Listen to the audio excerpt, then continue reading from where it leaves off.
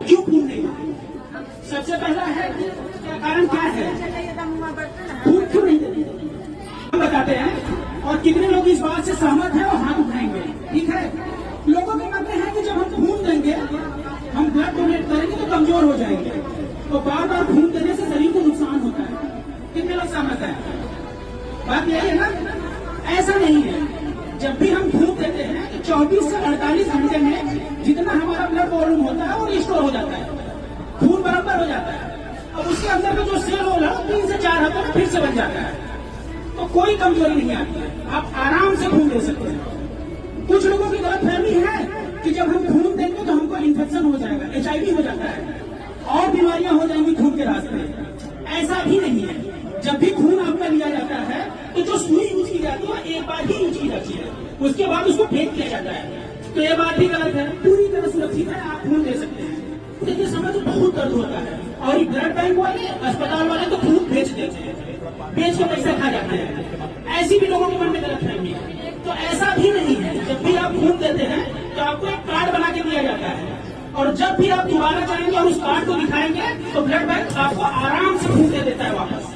तो आप खून देने जाते हो तो बस जैसे चीटी काटती है ना, हल्का सा दर्द होता है और उसके बाद आराम से आप खून डोनेट कर सकते हैं।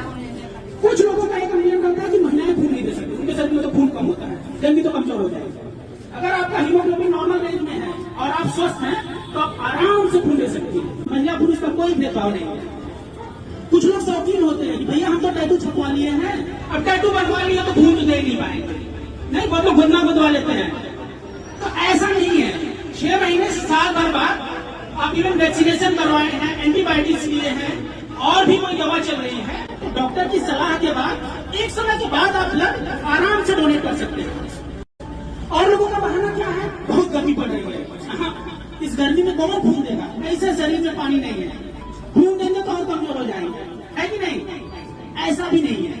आप आराम से पानी पीजिए, तरल पदार्थ लीजिए, शरीर हाइड्रेटेड रहेगा, आराम से आप खून दे सकती हैं। तो ये बहाना भी नहीं चलेगा। समझ है कि नहीं? बहुत लोग का ये शिकायत है कि जब जरूरत होगा तो दे देंगे, अभी कहे देंगे, नियमित रूप से थोड़ी ना देना होता है। जब कोनो परिवार वालों को जरूरत लगेगा तब दे देंगे।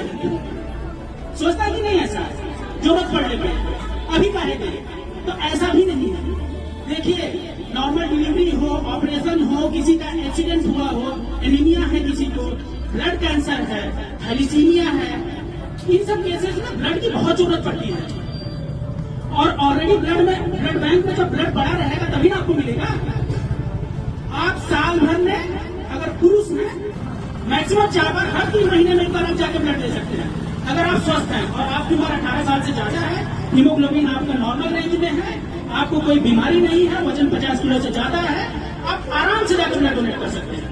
आप एक बार रक्तदान करते हैं और उससे 4 लोगों को फायदा होता है, तो इससे अच्छा फायदा क्या ही होगा।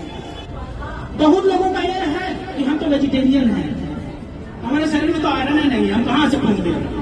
तो ऐसा भी नहीं है। आप अपना जाके हीमोग्लोबिन चेक करवाइए। जब वहां पे आप जाते हैं तो सबसे पहले आपका वजन और BP, हीमोग्लोबिन सब चेक किया जाता है।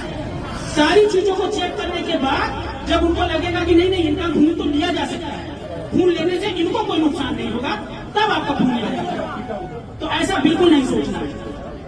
काम की बात यह है कि खून जो है वो बाहर बना नहीं सकते। आज आप खून डोनेट करेंगे, कल किसी के काम आएगा, कल कोई दूसरा डोनेट करेगा तो परसों आपके परिवार को काम आएगा। और खून की तलाश तब हमें ज्यादा परेशानी महसूस हुई जब कोई हमारा अपना अस्पताल में भर्ती होगी और हम खून लेने के लिए दौड़ते हैं कि भैया खून दे दो, भैया खून दे दो।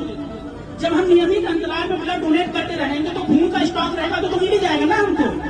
तो इमरजेंसी आने का वेट क्यों करना है कि जब इमरजेंसी आएगा तब वेट करेंगे, पहले ही क्यों ना डोनेट कर दें और अपने पास कार्ड रखे रहें।